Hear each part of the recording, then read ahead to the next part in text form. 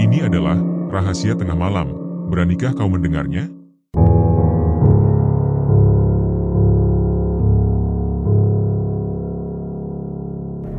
Dina terbangun saat hari masih gelap. Matanya masih terasa berat ketika sang ibu membangunkannya dengan tergesa. Ibu segera memintanya mengemasi pakaian, mengambil apapun yang bisa dibawa. Baju, celana, semua harus masuk ke dalam tas. Di ruang depan, ibunya telah siap dengan koper, dan suara percakapan telepon yang panik terdengar samar. Ada kekhawatiran yang mendalam dalam nada suara itu. Ibu meminta seseorang di ujung telepon untuk menunggu, memastikan mereka akan segera menyusul. Dalam kebingungan, Dina hanya bisa berdiri bengong, hingga ibunya mengingatkan agar segera bersiap. Sebagian barang-barang telah disiapkan, tinggal Dina melengkapi apa yang perlu menurutnya. Dalam hati, Dina bertanya-tanya, mengapa harus terburu-buru? Menurutnya, sang kakek tak akan pergi kemanapun. Kondisinya hanya sakit, bukan hilang. Namun ibunya hanya menjawab pendek, menyebut tentang sesuatu yang disebut Angrogo Sukmo. Suara kaca figura pecah tiba-tiba terdengar. Nafas ibunya memburu, ekspresinya berubah tegang. Tanpa berkata banyak, tangan Dina ditarik, tas disambar, dan mereka segera menuju mobil. Mobil melaju dengan kecepatan tinggi, dibalut ketegangan yang belum terpecahkan. Lastri, sang ibu, meyakinkan putrinya bahwa keluarganya bukan keluarga biasa. Ada hal-hal yang tak bisa dijelaskan dengan logika semata. Bagi Lastri, kejadian seperti figura yang jatuh bukanlah sekadar tertiup angin.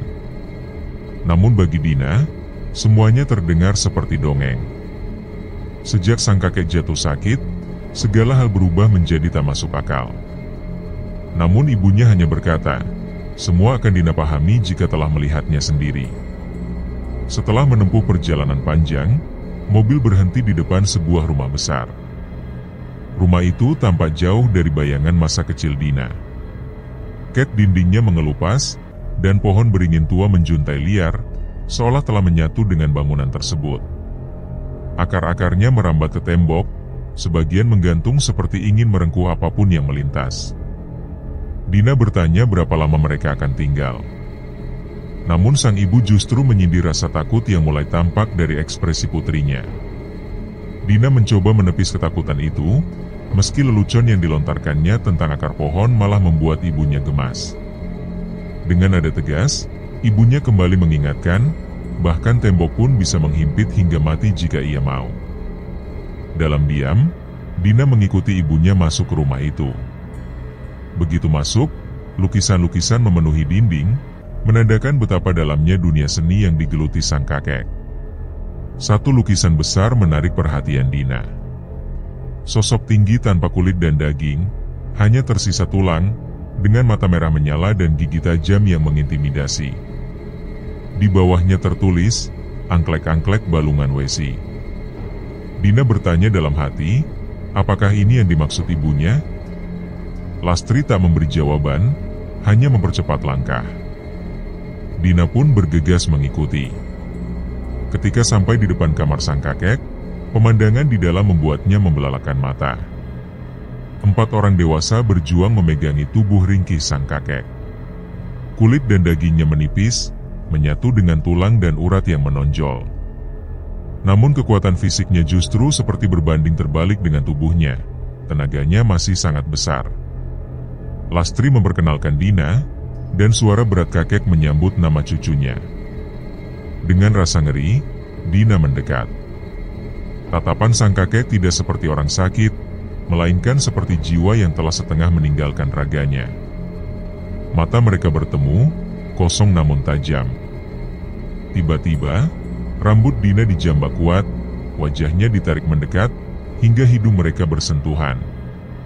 Sekejap kemudian, sensasi panas menjalar di dahi Dina. Ia berteriak, merasa kesakitan. Namun sang ibu tak menolong, hanya mengusap tubuhnya perlahan.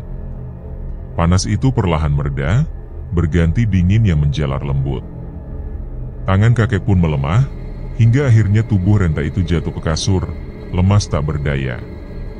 Seseorang di dalam ruangan menyatakan bahwa sang kakek telah tiada. Dina mundur, tak percaya. Wajah kaku sang kakek masih menghadapnya, mata membelalak dan mulut sedikit terbuka, seakan ingin mengucapkan sesuatu. Agus memeluknya, berusaha menenangkan. Dengan penuh kesedihan, Agus meminta maaf.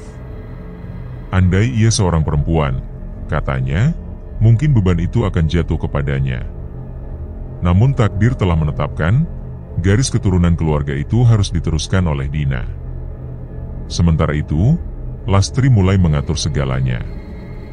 Ia meminta bantuan untuk memanggil warga, menyiapkan pemandian, serta berbagai keperluan lainnya. Semua orang bekerja dalam diam, tak ada yang membantah, seolah memahami bahwa ini bukan saatnya bertanya. Dina, yang masih belum mengerti sepenuhnya, bertanya-tanya dalam hati. Apakah benar semua yang dikatakan ayahnya?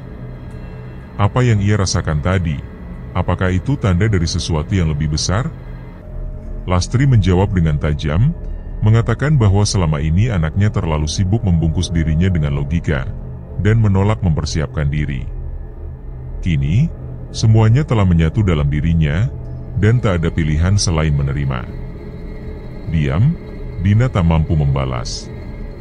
Kenyataan menghantamnya tanpa ampun, membuatnya sadar bahwa dunia yang ia anggap sebagai dongeng kini telah menjadi kenyataan yang tak bisa dihindari. Saat tubuh kakek bersatu dengan tanah, dunia yang selama ini tak terlihat kini menjadi jelas. Saat itu pula, sesuatu di dalam dirinya terbangun. Lastri memegang pundaknya, mengingatkan dengan kasar. Saat waktu itu tiba, ia tak boleh menunjukkan kelemahan. Ia bukan lagi cucu yang dilindungi, melainkan pewaris tanggung jawab. Sosok yang akan datang nanti bukanlah teman, melainkan pesuruhnya. Maka wajah tak berdaya hanya akan menjadi bahan tertawaan. Dina hanya bisa memandangi ibunya dengan jantung berdebar tiada henti. Segalanya terasa menghimpit. Kewajiban yang dulu ia anggap lelucon kini terasa nyata dan menakutkan.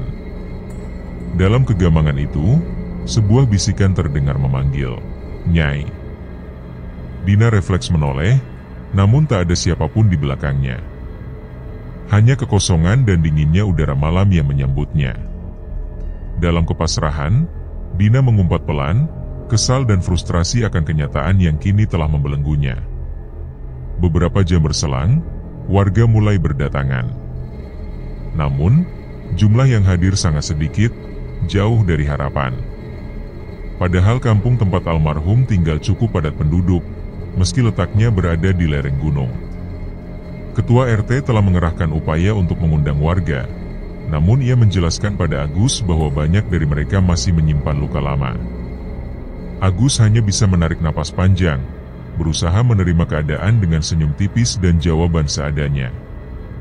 Akhirnya, hanya sekitar 20 orang yang terkumpul.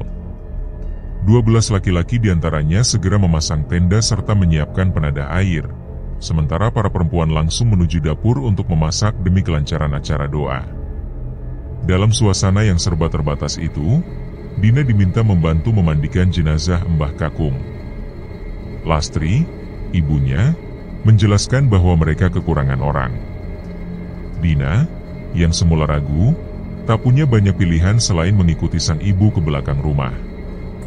Di ruang tempat jenazah dibaringkan, hanya ada Dina, Lastri, dan Embok. Tubuh Mbah Kakung sudah terbujur kaku, namun matanya masih terbuka.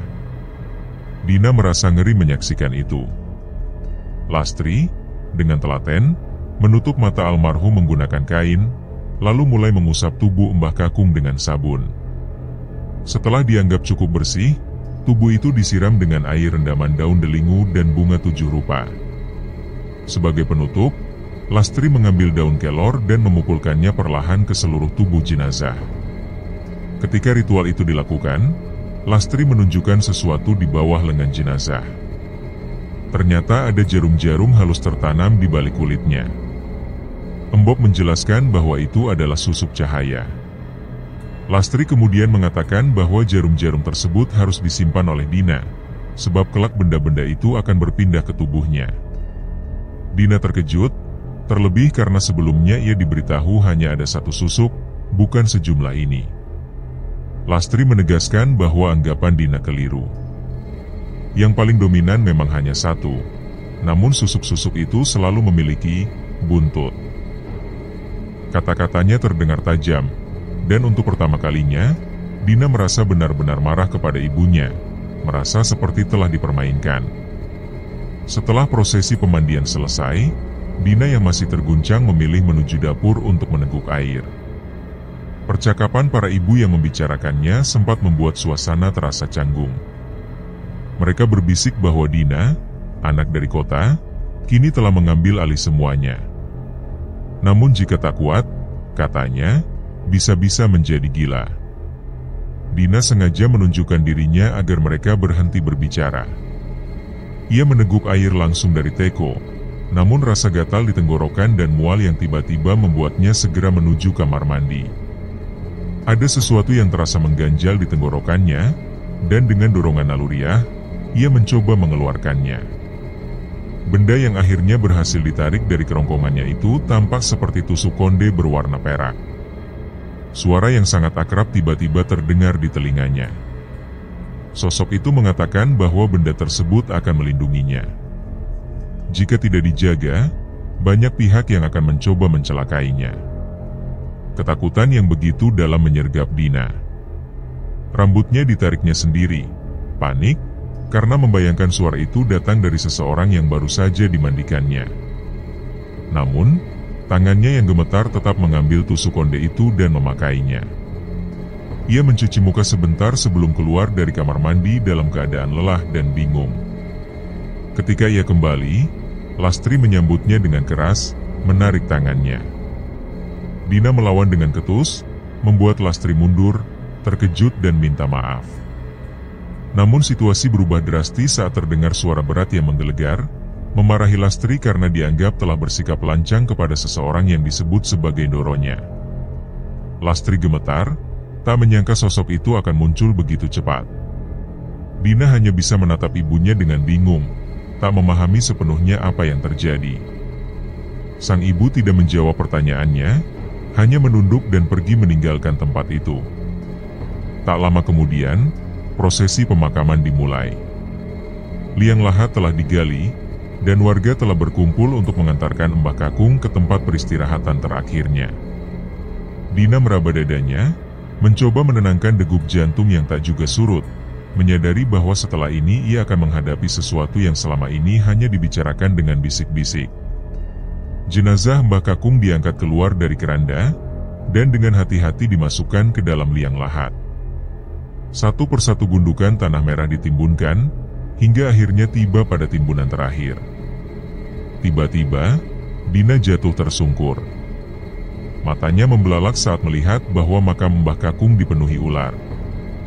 Bukan satu atau dua, melainkan ratusan.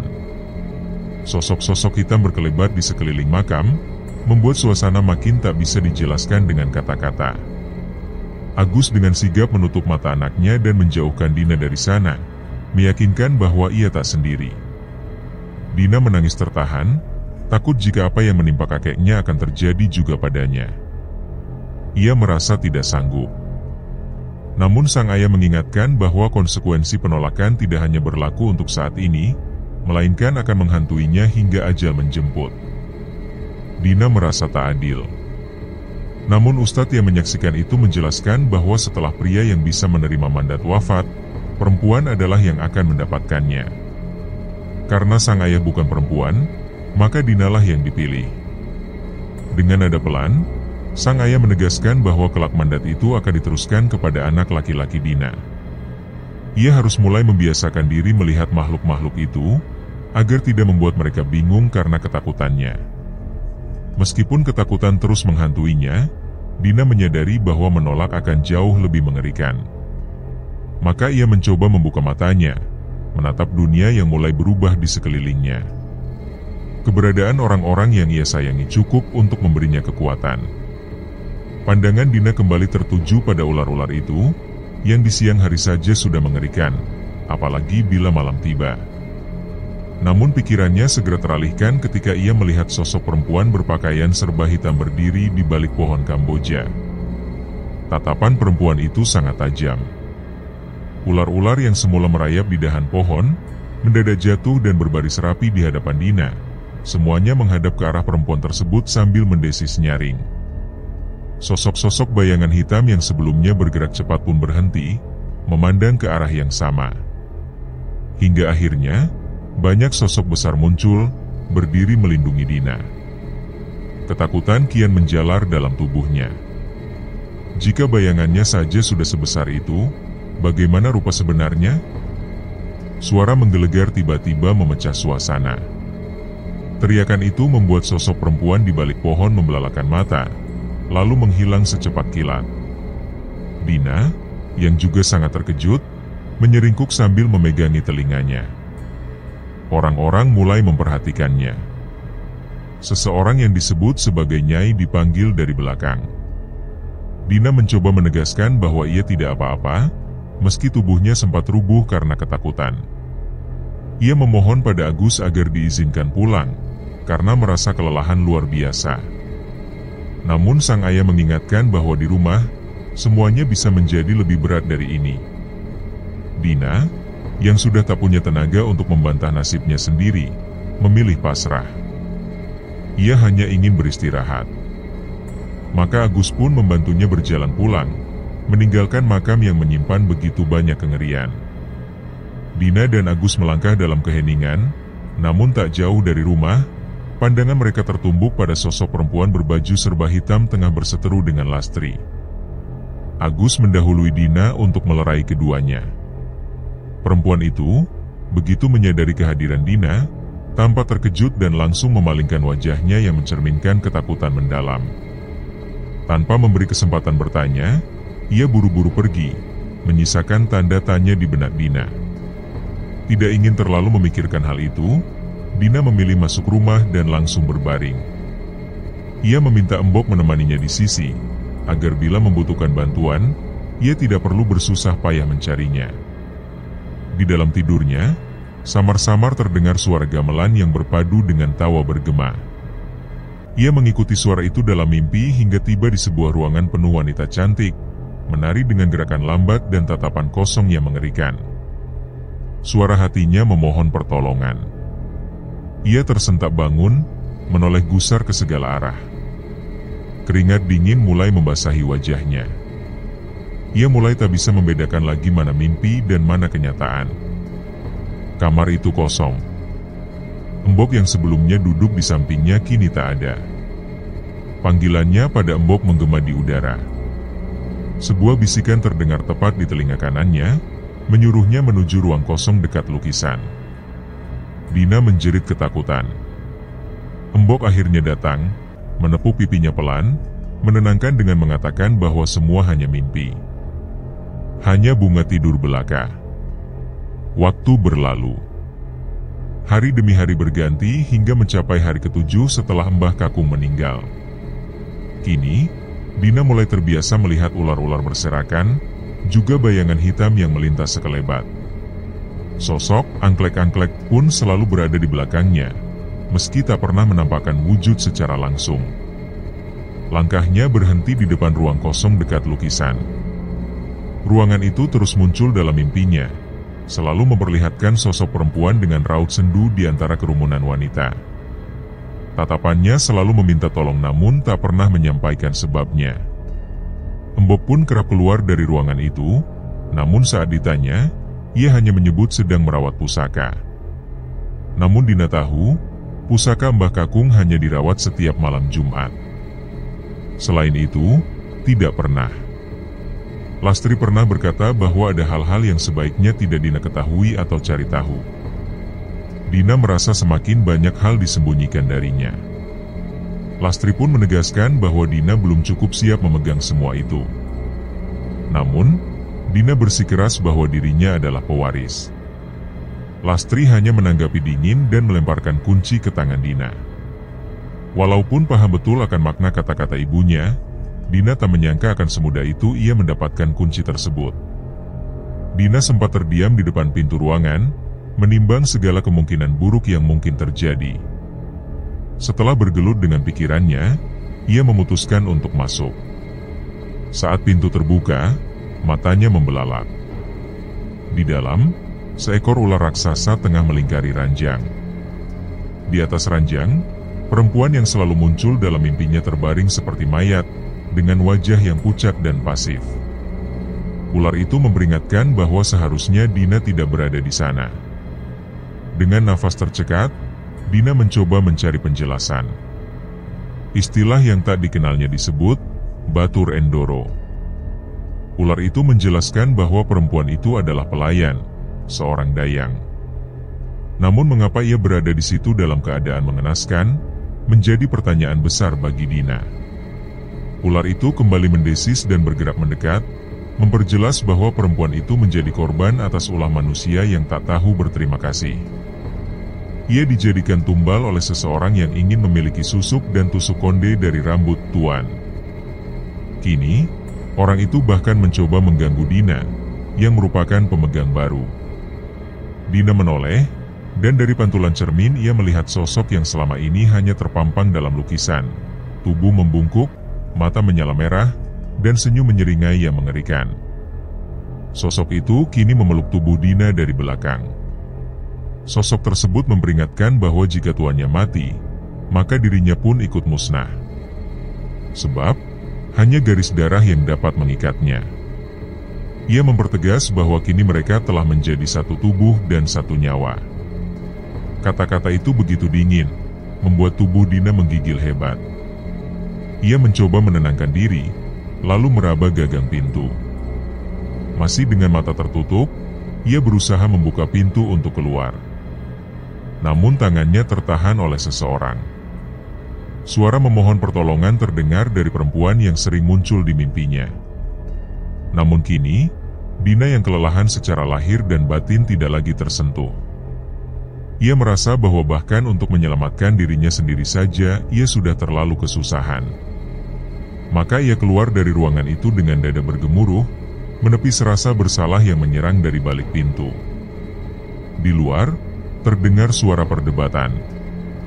Dina mendekat dan melihat ibunya tengah bersitegang dengan perempuan berpakaian hitam yang sebelumnya ia lihat di pemakaman. Perempuan itu menuntut janji yang telah disepakati dengan Eyang Kakung. Ia mengaku telah membawa Dina ke tempat itu, sebagaimana diminta, sebagai pemenuhan kesepakatan panjang.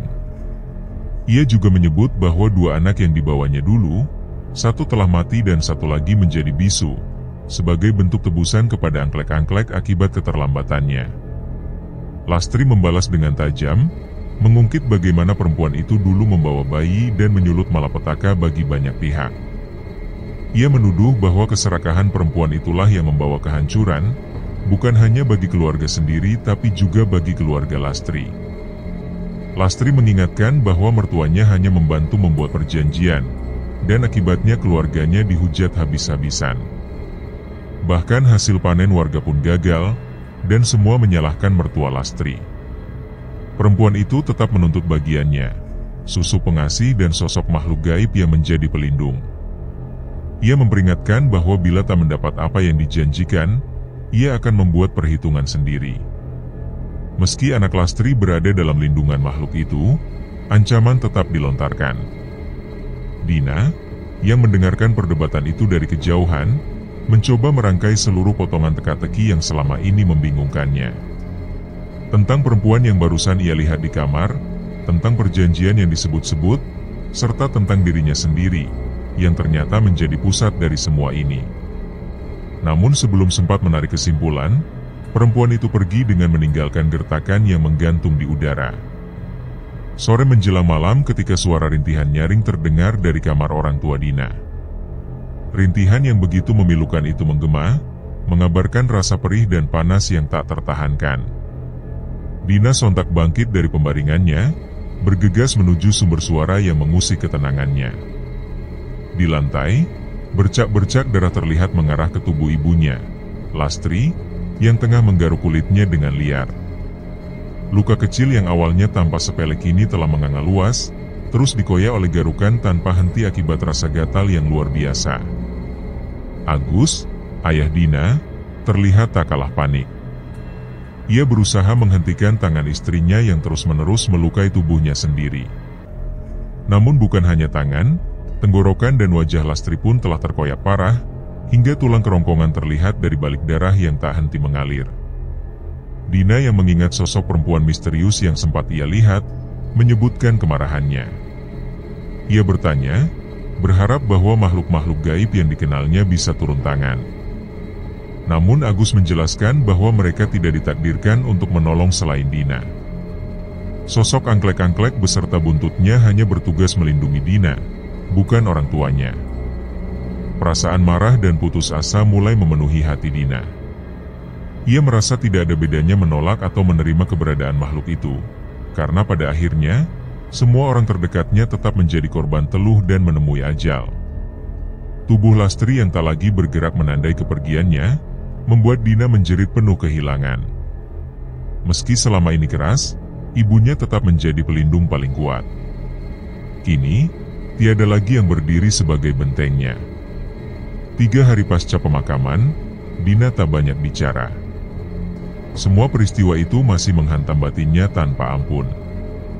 Ditambah lagi dengan kemunculan perempuan dari mimpinya yang semakin intens, menjadikannya semakin gusar. Ketika Embok mencoba membujuknya makan, Dina menyampaikan keinginannya untuk berbicara serius. Embok mengerti dan mengajak Dina kembali ke ruang kosong, tempat di mana perempuan itu kerap terlihat. Kali ini, perempuan itu tampak semakin kurus dan pucat, membangkitkan rasa iba dalam hati Dina. Perempuan itu dikenal sebagai Sumiati, bayi perjanjian antara Eyang Kakung dan Mary. Namun ibunya, yang tak tega, justru membawa kabur bayi itu. Tindakan tersebut menimbulkan malapetaka besar bagi desa dan turut berdampak pada keluarga Dina. Dina akhirnya mengetahui bahwa nama perempuan yang terlibat dalam perjanjian itu adalah Mary. Dengan senyum yang dingin, Dina meminta diajari cara membuat perjanjian baru. Embok menyetujuinya dan menyebutkan 4 syarat: kembang 7 rupa, dupa Arab, ayam hitam, dan benda milik orang yang bersangkutan. Sebuah kotak bertuliskan aksara Jawa diserahkan pada Dina. Kotak itu berasal dari rumah aula, tempat barang milik Sumiati tertinggal, termasuk kalung perjanjian. Namun kotak tersebut kini menjadi milik Mary. Ritual pun dimulai. Dengan penuh keyakinan, Dina melantunkan mantra pemanggilan untuk angklek-angklek, memperkenalkan diri sebagai Endoro yang memiliki penawaran. Sosok makhluk itu muncul dalam posisi bersila, menatap Dina dengan penasaran. Dina menginginkan anak itu, namun makhluk tersebut menolak karena menganggap itu adalah bagiannya. Dengan ketegasan sebagai seorang Endoro, Dina menyampaikan bahwa ia tak datang dengan tangan kosong. Ia membawa kotak kayu bertuliskan aksara Jawa sebagai bentuk penawaran. Setelah mencium aromanya, makhluk itu mulai tertarik. Dina menjelaskan bahwa jika makhluk itu bersedia mengembalikan raga anak tersebut, maka setiap keturunan perempuan dari pemilik kotak kayu itu akan menjadi batur. Sosok itu menyeringai, menunjukkan ketertarikannya. Lidahnya menjulur, matanya memerah. Dina tersenyum, menyadari bahwa sekali penawaran bisa menyelesaikan 2 perkara, menyelamatkan anak itu sekaligus membalas dendam atas kematian ibunya. Dina duduk di ruang tamu, menanti kedatangan perempuan yang selama ini hanya berani mengintip dari balik pagar. Namun kini, perempuan itu datang dengan terang-terangan. Mary, meski terlihat berduka, sebenarnya menyimpan ekspresi penuh kemenangan.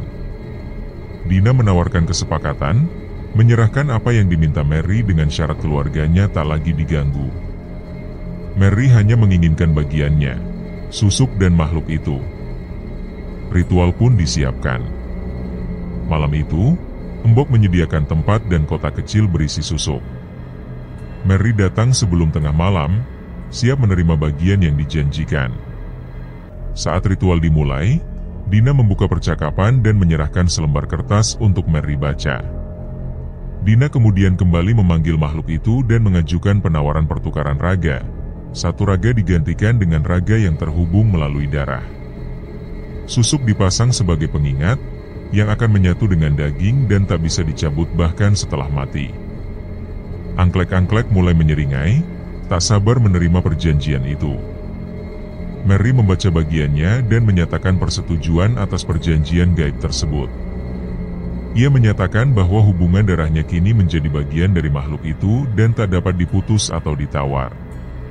Susuk-susuk mulai dipasang satu persatu oleh Dina, dan tanah lapang tempat ritual terasa semakin sesak oleh kehadiran makhluk-makhluk lain, buntut dari angklek-angklek yang turut menuntut bagian. Tawa Dina pecah setelah ritual selesai, membingungkan Mary. Dina mengungkapkan bahwa susuk yang telah dipasang kini menyatu dengan tubuh Mary. Susuk itu tak akan pernah lepas, bahkan saat tubuhnya membusuk. Lebih dari itu, makhluk yang diinginkannya justru akan ikut pulang bersamanya, beserta buntut-buntut lainnya. Dengan suara yang penuh kemenangan, Dina menyatakan bahwa raga anak yang dibawa Mary telah ditukar dengan raga-raga dari keturunannya. Satu persatu, orang yang dicintai Mary akan menghilang, sebagai balasan atas tempat tinggal yang dirampas, kepercayaan warga desa yang hilang, anak yang ditumbalkan, dan kematian ibunya. Wajah Dina yang semula penuh kegembiraan kini dipenuhi amarah. Ia mendorong tubuh Mary yang tak percaya akan apa yang terjadi. Aura Dina memuncak, membuat angklek-angklek berdiri di belakangnya, memancarkan sosok yang semakin mengerikan. Ketakutan melanda Mary yang segera melarikan diri, dikejar oleh angklek-angklek dan makhluk-makhluk lain yang haus akan bagian mereka. Dina terduduk, tubuhnya gemetar hebat. Tangisnya pecah tanpa kendali. Semua kenangan berputar di kepalanya. Kekalutan meledak, dendam terbalas. Namun kini, ia benar-benar sendirian.